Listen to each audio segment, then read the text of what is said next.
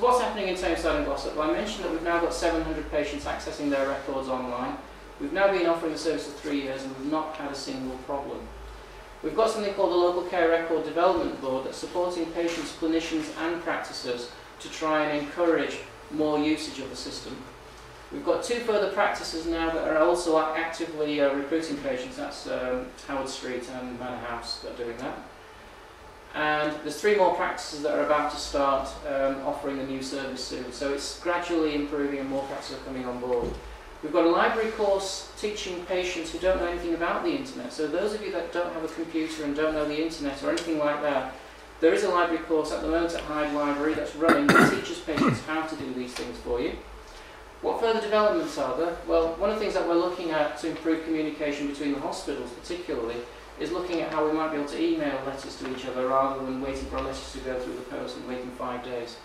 We've got a Project Tigger on board whereby the information in GP practice systems could be made available to clinicians in other places in the A&E department or the out-of-hours department. And we're hoping to kick that off within the next 2-3 months. So that would be independent of patients. If you are an authorised clinician in the A&E department, you'll be allowed to see some of the information in the record. We've got something called the Summary Care Record that's hopefully going to be coming within the next 1.5 years or so. And that will be accessible by the ambulance crew. So when you ring 999 and the ambulance is coming, they'll be able to see the summary information so that by the time the ambulance arrives with the defibrillation already, they already know what conditions you suffer with, what medications you've got, what allergies you have. And remember, it's all about improving the standard of care and where seconds count. We've got something called Lorenzo Regional Care, which is being developed in the hospital setting, looking at how the hospitals might be able to have IT systems as well that can improve discharge summaries within 24 hours, for instance, again, improve the quality of care developed. I've mentioned the map of medicine already. There are further developments incorporating NHS evidence to try and improve the services. And HealthSpace will continue to develop to improve the services that you're recording. And maybe even perhaps look at things like audit trails so that you'll be able to, as a patient, see who's been looking at your medical records and when. What else can you do?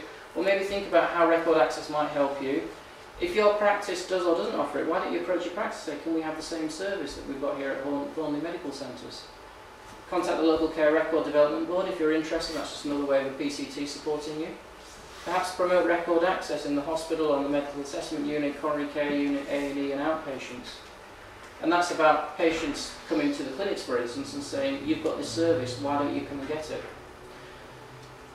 This is another one I'm quite keen on looking at perhaps in the next few months, starting courses teaching patients how to read map of medicine so that patients yourselves could start teaching other people how to do it rather than waiting for a doctor or nurse to do it.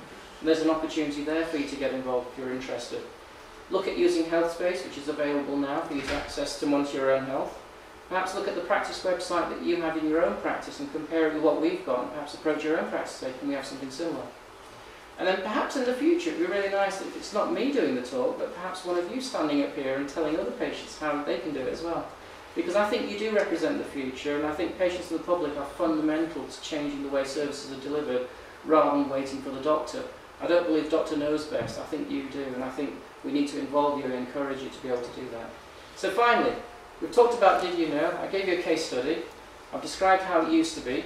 I've described how it is now with all the different things that we're doing. I've described how it can be, and especially what's going on inside our own practice, what's happening across Tameside and Glossop, some of the future developments, and asking the question what you might be able to do too.